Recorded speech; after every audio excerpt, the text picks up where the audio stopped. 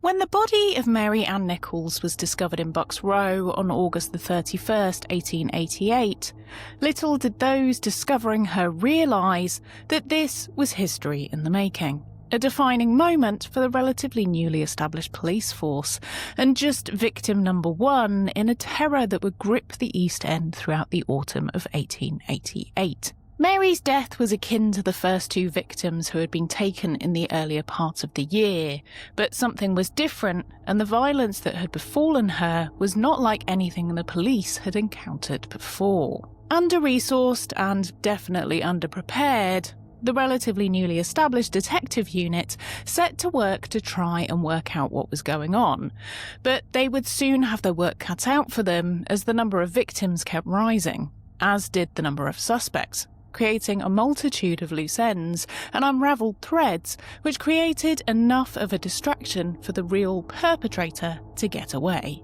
Today on Macabre London, we head back to the East End of London in the late days of August 1888 to uncover the police investigation which served to catch the serial killer dubbed Jack the Ripper.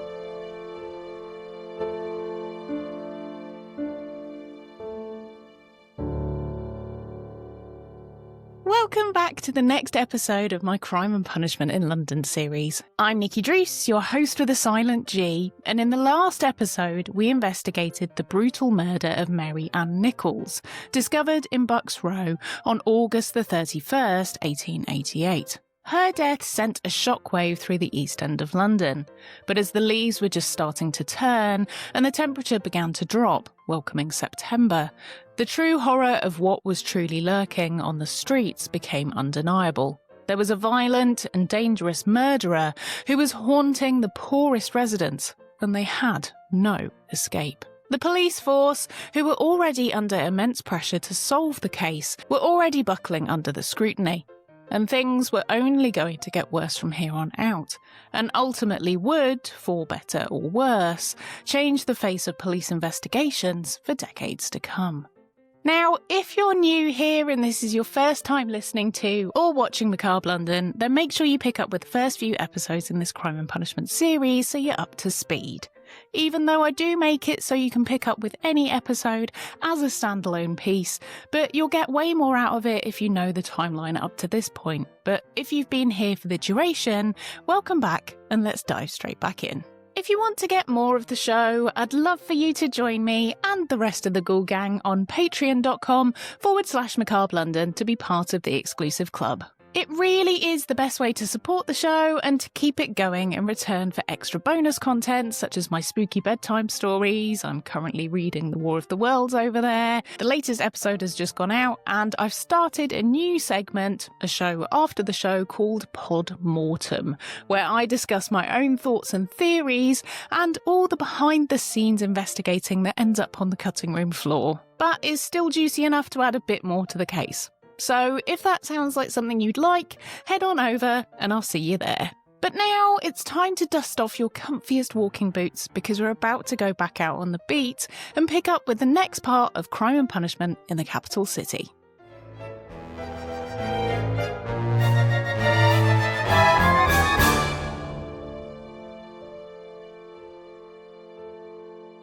As the body of Mary Ann Nichols was laid to rest on the 6th of September 1888, life continued in Whitechapel and Shoreditch much as it had done for countless years. Mary's body had been found in a dark street with no attempt to hide her, and her death was sudden, suspicious, and was added to the collection of murders that had already happened in the area during 1888. Unlike Martha Tabram, who had been found on a landing in George Yard, Mary Nichols was almost on display to be viewed or perhaps left purposefully discarded to demonstrate just how easy it was to murder someone in public and to not get caught. The police had to find out who they were looking for, and fast. The pattern of murders was doing nothing to paint the police force in a good light, and the omnipotent eye of the press were bearing down upon them, making money from their wrong turns and lack of convictions. After Mary Ann Nichols' murder, the police scrambled to investigate the happenings in Whitechapel. Thorough searches of nearby properties and the interrogation of many people left the police no closer to finding out who may have done this. The murder of Mary Nichols piqued the interest of the press, but when another victim was discovered just over a week later, the printing presses went into overdrive. Just before 6 a.m. on Saturday, the 8th of September, just 2 days after Mary Nichols had been laid to rest, another woman was found dead, her head almost detached from her neck. Much like Mary Nichols had been attacked, the killer had inflicted the injury to her neck from left to right, but this time things were even more gruesome. Annie was an East End resident, a lodger at a boarding house called Crossingham's, a building which rented out 300 beds on the infamous Dorset Street, the most impoverished street in the whole of Whitechapel. Annie, much like her previously murdered counterparts, had at one point had a life that had been much better than the one she had found herself thrust into. Annie was married at age 28 and had 3 children with her husband John. John was a cabman, and the couple lived in a few different houses across the city. One in Brompton, even one in the very well-to-do Berkeley Square, eventually moving out to the leafy green Windsor. However, their life was not easy. One of their children had a disability, and so they had no other option than to send him to a hospital for permanent care, and another of their children died at just age 12 of meningitis. It seems these hardships were perhaps too much for the couple to bear, and both of them found comfort in drinking. Both John and Annie were known to have big brawls, and so eventually they decided they should, for each other's sake, go their separate ways. This separation meant that Annie had to find her own place, and she stayed in Windsor for a short while. After their separation, John paid his estranged wife 10 shillings a week, a reasonable amount which would cover her rent and board. However, about a year later, John died as a result of his alcoholism, which left Annie alone and without an income. Being a woman out on her own, she couldn't afford much of anything. Annie had also been arrested, as had John when he was alive, several times over, for drunken disorderly behaviour. So the kind of lodging houses that would accept her were only going to be found in the poorer areas of London. So Annie found herself on Dorset Street. She spent her days crocheting and selling her items on the street, along with assisting a local flower seller in Spitalfields Market. Now 47 years old, she was said to be a forlorn soul, mourning the loss of her ex-husband. Now, to me personally, it sounds like it wasn't necessarily her husband she was mourning. It was the loss of the life she had once known. A decent existence with children she loved, and now here she was alive, but with nothing to live for. A monotonous grind that was only filled with the small amount of joy which could be obtained from drinking. A false merriment which only served to numb her repetitive existence. But Annie wasn't entirely alone. She did have friends, but with friends like hers, she definitely didn't need enemies. It's believed that Annie went to work some weekends in Stratford to bolster her income and carried out sex work on the side, but she only did this after John died, a further indication that the allowance she was paid by him was what was keeping her out of the gutter. But in a world where she couldn't earn a living in an honest way, she had no other choice.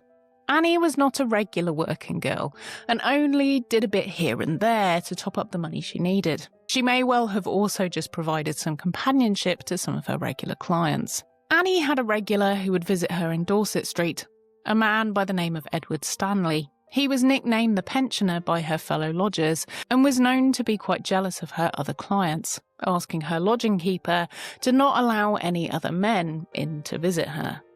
Edward would often pay to be with Annie for the whole of the weekend, and so she would be mad to turn the easy money down, and kept him around despite his propensity towards jealousy. Another working girl who would often accompany Annie to the pub was Eliza Cooper. And at one point, the two were friendly, but in classic drunken bawdiness, there seemed to be some rivalry for two men in their lives. It seems Eliza was jealous of Annie having this long-term client in Edward Stanley, and so she had an argument with Annie in the pub over it. Reports differ, but there was maybe a theft of some money from a table, which got replaced with less money, and yada yada yada. This culminated with Eliza and Annie scrapping back at Crossingham's lodging house when they came to blows over a bar of soap.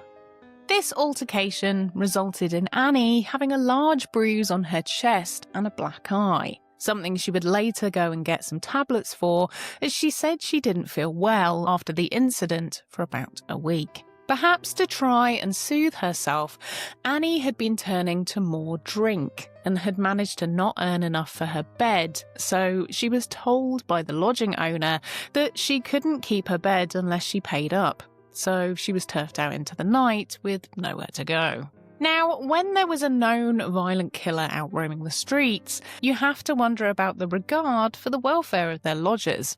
But the simple fact was, if Annie couldn't pay, there were people who may well jump in her still warm sheets and pay the full whack for it. Annie wasn't perturbed though. Despite not feeling her best, she plied herself with beer, enjoying a pint with one of her lodging housemates, just after midnight in the kitchen in which she'd been given permission to be in. And she then headed out into the night, having said to the lodge master to not rent her bed, as she'd be back soon with the cash.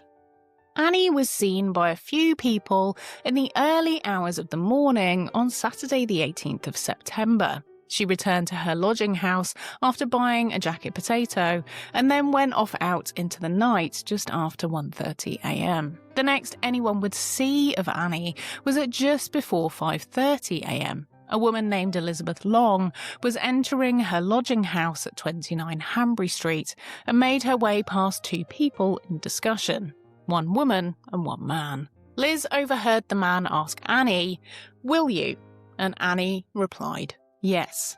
Now, we don't know what that was in relation to outside of the context of the wider conversation, or if the two even knew each other. But just 10 minutes afterwards, a resident of 27 Hanbury Street heard voices from over the fence at number 29. He said he heard the voice of a woman say "no," and then heard a thud of something falling against the fence. He didn't go and have a look. Instead, he returned inside. Just before 6 a.m, a cabman, John Davies, who lived at number 29, went out into his garden. You have to remember that toilets were outside at this point for the majority of people, and so it was common to be outside to use the facilities. As he entered the garden, he noticed a woman laying by the fence. She was very still, and John assumed straight away that something awful had happened to her. He ran out into the street and asked two workmen to fetch the authorities, and he went immediately to the police station to make a report, hoping in the meantime the police would arrive at the scene. And by 6:30 a.m, a surgeon was on the scene to assess the body. Upon arrival, Dr. George Baxter Phillips observed Chapman's throat was deeply severed from left to right, reaching the vertebral column, and she had been disemboweled. Now, again, I will skip over most of the details here for poor Annie's sake, but she had mutilations to her stomach in a similar style of Mary Ann Nichols. But this time, the murderer had removed her intestines, placing them over her shoulder, and a section of her uterus had been removed with such precision that the surgeon postulated that he wouldn't have been able to do the same procedure in a surgical setting in under an hour, let alone in a garden at dawn. But this was not the words of someone who was impressed by this gruesome and animalistic act. It was sheer horror with which the deftness of this yard operation was carried out. Dr. Phillips quickly established a definite link between Chapman's murder and that of Mary Ann Nichols, noting that Nichols had also suffered 2 deep slash wounds to the throat and abdominal mutilation, with a blade of similar size and design used in both cases. He also observed 6 areas of blood spattering on the wall, 18 inches above the ground, suggesting she was killed where she was found.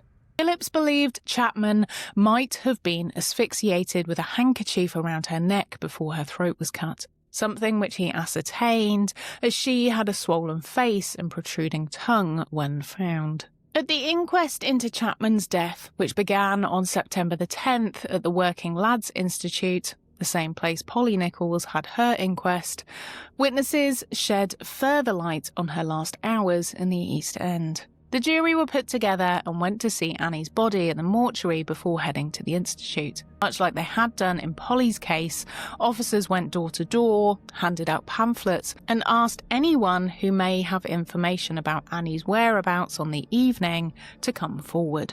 Timothy Donovan, deputy of her lodging house at 35 Dorset Street, testified, confirming that Chapman had left his house around 1:50 a.m. on September the 8th, stating she didn't have enough money for her bed, saying, "Shan't be long before I am in." He told the jury that she was the worse for drink.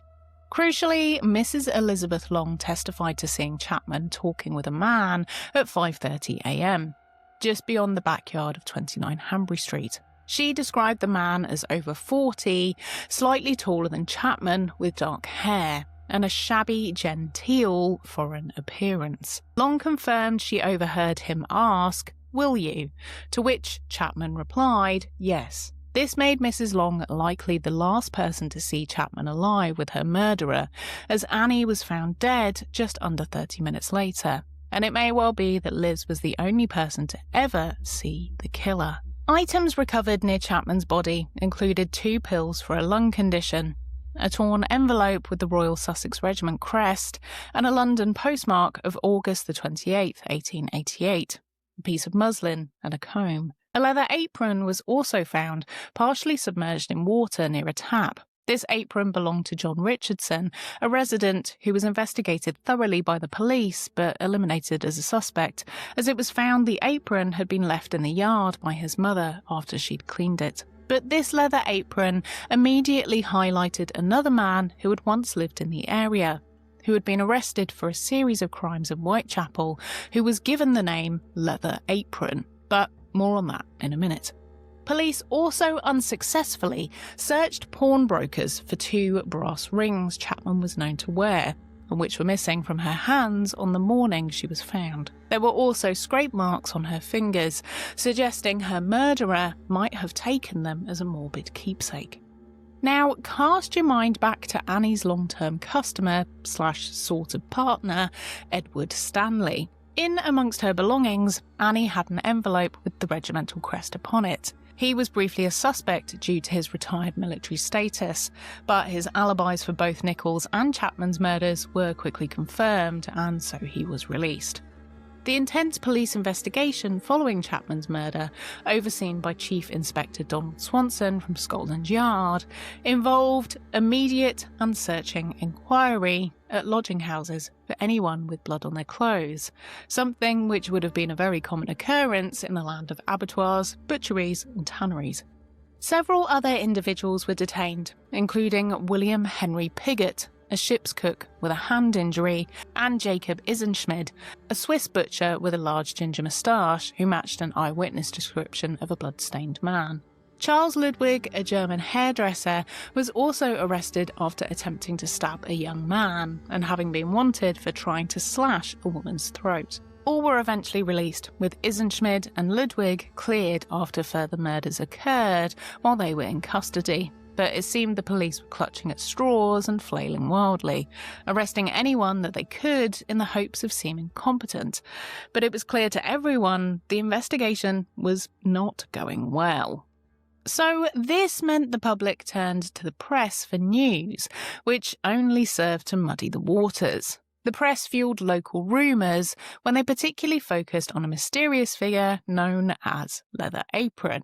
I told you we'd circle back round. Lurid, often anti-Semitic descriptions of this individual appeared in newspapers like The Star and Manchester Guardian. This led to the arrest of John Pizer, a Jewish shoemaker, on September the 10th. Now, Pizer wasn't a clean-cut individual. He did have quite a few marks on his record. He'd been arrested for assaulting a rival shop owner who he threatened with a knife after accusing him of stealing his business. He was also known to blackmail and extort local sex workers and hold them at knife point, all whilst wearing his leather apron. As John had been highlighted as a difficult character, he had been frequently abused in the street and attacked, and so he had moved out of the area on September the 6th to lodgings in Westminster. Despite there being no evidence to tie him to the scene, officers involved in the investigation, particularly Sergeant William Thick, wanted to see Leather Apron put away, as they considered him to be a dangerous individual. It's believed that Officer Thick pushed for Piser's arrest, but due to strong alibis and an appearance at Annie's inquest, there was not enough evidence to carry out the conviction. So Piser may have been a bad man, but he wasn't the right man.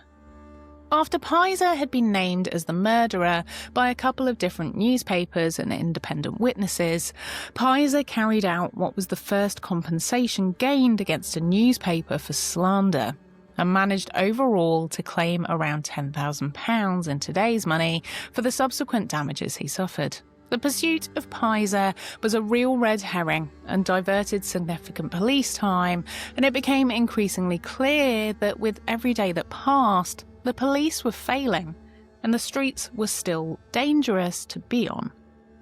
Frustrated by these failures, local builder George Lusk formed the Whitechapel Vigilance Committee on September the 10th, which offered its own reward and employed private detectives to try and track down the murderer. However, this added even more cooks to the kitchen, and the broth was definitely getting spoiled. But if you think you could make a better detective than this lot, and it seems it wouldn't be that difficult, then why not put your money where your mouth is and embark on your own Victorian murder mystery and see if you can earn your detective stripes. Wolf Escape Games offer an online Victorian murder mystery called Phantom's Hour, which allows you to see how you'd fare solving a case. The game is Sherlock Holmes themed, and you get to solve clues, gather evidence at a crime scene, and get the old brain box ticking with puzzles to solve, which let you take the lead on a murder mystery. Wolf Escape Games creates immersive, cinematic online escape room adventures that you can play with your partner, your mates, or even solo, if you're brave enough. I played one of their games, Hallows Hill, with my other half recently, and I absolutely loved it.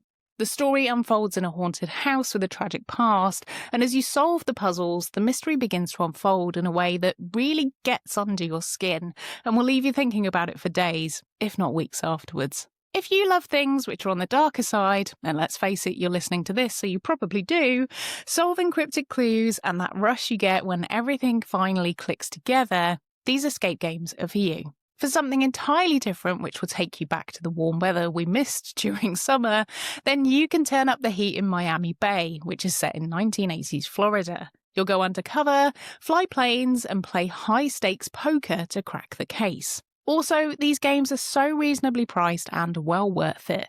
They're so beautifully made and well thought out that you're going to want to play them all, and that's where I can help you out with a fantastic discount. So if you're ready to try something different and have an evening in like no other, then head to wolfescapegames.com and use the code Macabre30 for a fantastic 30% off games and gift cards, and these really do make a fabulous gift for that person who you don't know what to get. They also do bundle deals too, if you fancy the look of a few titles, which I know you will.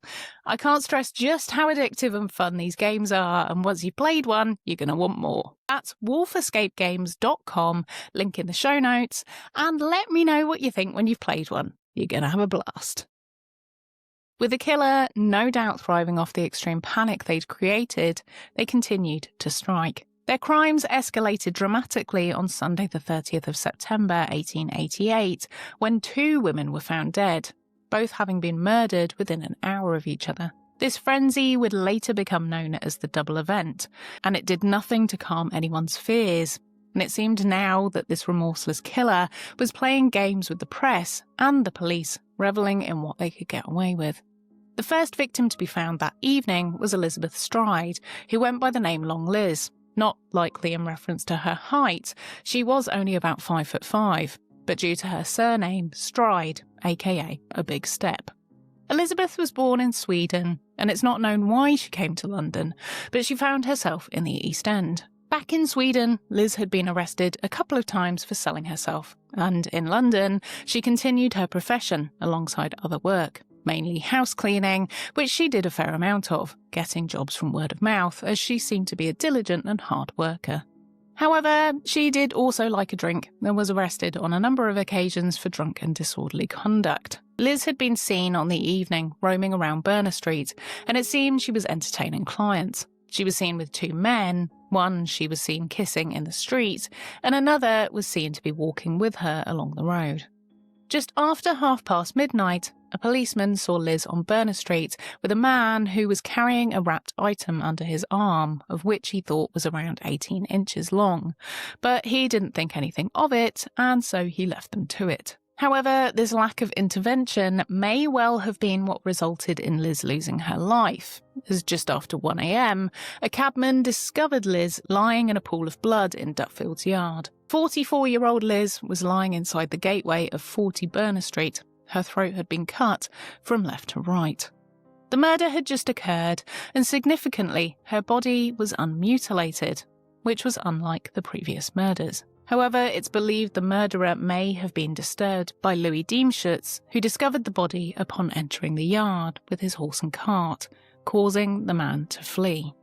Some theorise that Liz's murder was unconnected to the others due to the lack of mutilation, its location south of Whitechapel Road, and the possibility of a different blade having been used. However, it seems highly likely that this was a case of the murderer being interrupted, not allowing them the time to carry out the rest of the mutilations they had planned. But things weren't over for the night. Less than an hour later, at 1:45 a.m, Catherine Eddowes was found by PC Edward Watkins in Mitre Square, within the City of London, a way out from the previous murders and crossing over into a different police jurisdiction.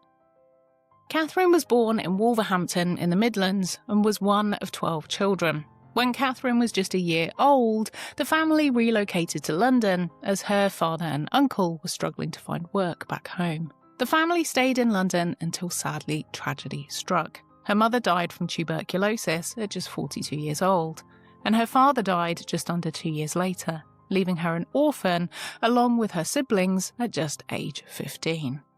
The remainder of the family, not all of the 12 siblings had survived over the years, was sent to a workhouse that provided them with schooling and also an income. But basically, these children were now on their own in the big wide world. After learning a trade at a guild school, Catherine was sent back to Wolverhampton to work in a tin plating factory. She had a decent life whilst there, moved to Birmingham, married an ex-soldier, and had 3 children.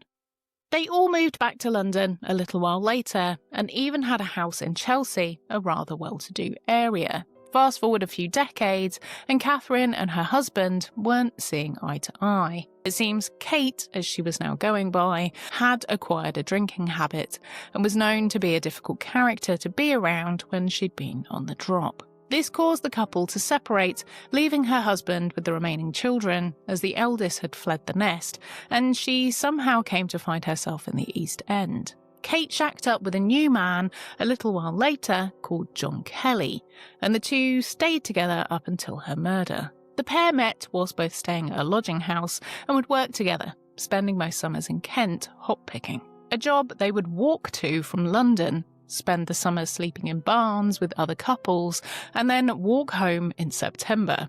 That's some stamina right there. Now, unlike the other victims we've covered so far, there doesn't seem to be a record of Kate selling herself on the street, and those who knew her said that wasn't the case. So we have to assume that when she found herself alone in an alleyway in the City of London, she was the worse for drink and was perhaps just picked on by her murderer, as she was a vulnerable woman out alone, drunk after dark. We know that 46-year-old Kate did used to have a drinking problem. However, it seems that reports from her friends said she was fairly well reserved, nowhere near as bad as she once was, and only occasionally got well and truly drunk. Perhaps the summer of hop picking and returning with a pocket full of cash was cause for celebration. as Kate was seen drinking in the pub on the night of her murder, along with John, and the pair were found to be rather the worse for wear by some police officers who took them into custody to sober up. Kate was placed in a cell just after 9 p.m. and told she could go back to her lodgings once she was sober enough to look after herself. It so happened that by 1:30 a.m. she was able to walk, and so they let her go. Not with an escort to get home, but just on her own. Eddowes was seen shortly before her murder, not heading towards her lodging house, but instead away from it. And it's here she met the man who would end her life, as 3 witnesses saw her chatting to a man just outside of a passageway. The policeman that discovered Eddowes' body, P.C. Watkins, blew his whistle, and a few off-duty policemen heard it. Watkins also ran to a nearby warehouse where he knew an ex-policeman worked and asked for his help. From the get-go, the City of London's approach to the crime scene of Eddowes was much more professional than that of the Met Police in the East End for the previous victims. The City Police took detailed notes and sketched the scene and the body, and within just 10 minutes of her murder, 2 surgeons were on the case. The doctors remarked that Kate's body was savagely mutilated. Her throat was deeply cut from left to right, her face and abdomen were disfigured, her intestines were drawn out and placed over her shoulder, and her left kidney and most of her uterus were removed. Kate's face was also inflicted with several injuries. Methodical cuts had been made to her eyes and lips, and this new pattern of wounds seemed to be a worrying escalation in the ferocity and depravity of the attacks. Dr. Frederick Gordon Brown, someone who had yet to be involved in the cases of any of the victims, believed the killer possessed, and I quote, considerable knowledge of the position of the organs. However, other doctors, George William Sequeira and William Sedgwick Saunders, disputed the claim of anatomical skill and suggested this was just a deranged individual who was slashing and cutting with just extreme violence in mind. This murder, being in the City of London, now brought the City of London Police into the investigation, alongside the Metropolitan Police, creating a dual-force manhunt.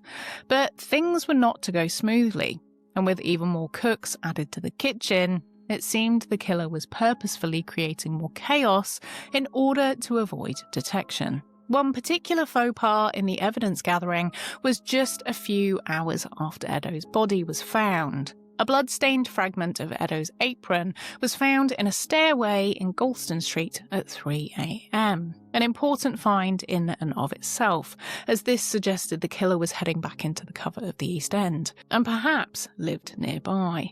However, above the discarded apron, which contained both blood and fecal matter, both believed to be from Kate's disembowelment, was a message. In chalk, someone had written in crude English, "The Jews, spelt Jewes, are the men that will not be blamed for nothing." This offensive sentence was in the Met's jurisdiction, but the apron was from a crime in the city, so the Met Police Commissioner had the final say. Fearing anti-Semitic riots as a result of the wording, Sir Charles Warren ordered the message to be washed from the wall, so by 5 a.m, the evidence was gone. The City of London Police had asked the Met to keep it covered as they wanted to photograph it. After all, handwriting analysis could have been carried out upon the writing. Suspects asked to copy the writing, or even the type of chalk used could be ascertained to see where it had been bought from.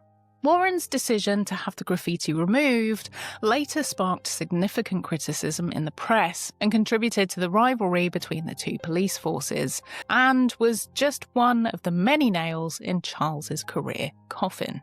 But the rivalry between the forces was only going to get worse. On the next episode of Crime and Punishment in the Capital City, we wrap things up in Whitechapel and delve into how the investigation into the Whitechapel murders had no other option than to evolve. We'll unpack the final victim of the canonical 5 and see how she may have provided the best chance of catching the Ripper, and we'll uncover the mysterious letters which were sent to the press, coining the name Jack the Ripper. But were these genuine, or was it an inside job?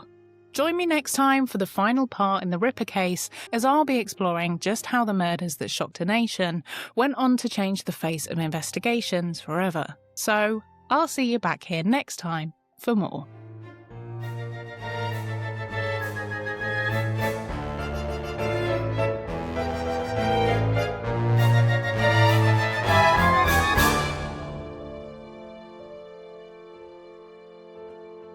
Thanks for joining me for this episode of Macabre London. Let me know what your thoughts were about that episode on Spotify or my social media. And if you don't have any thoughts or theories, but you've made it this far and you just want to let me know you're a true part of the Ghoul Gang, then please leave me the magnifying glass emoji in the comments on YouTube or Spotify so I know you're following along with the case.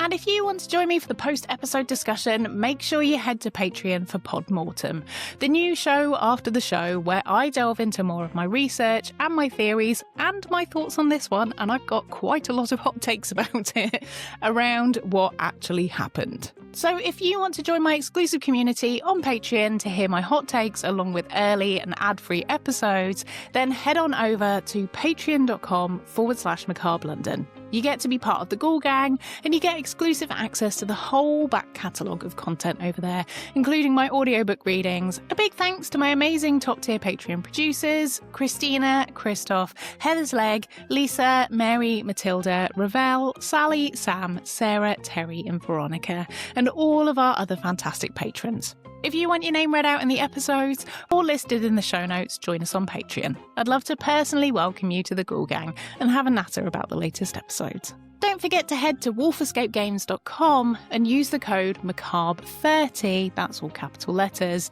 for a fantastic 30% off games and gift cards. And I'm really jealous you get to play them for the first time. They're such a fun way to spend an evening, and they cost less than a couple of pints at the pub.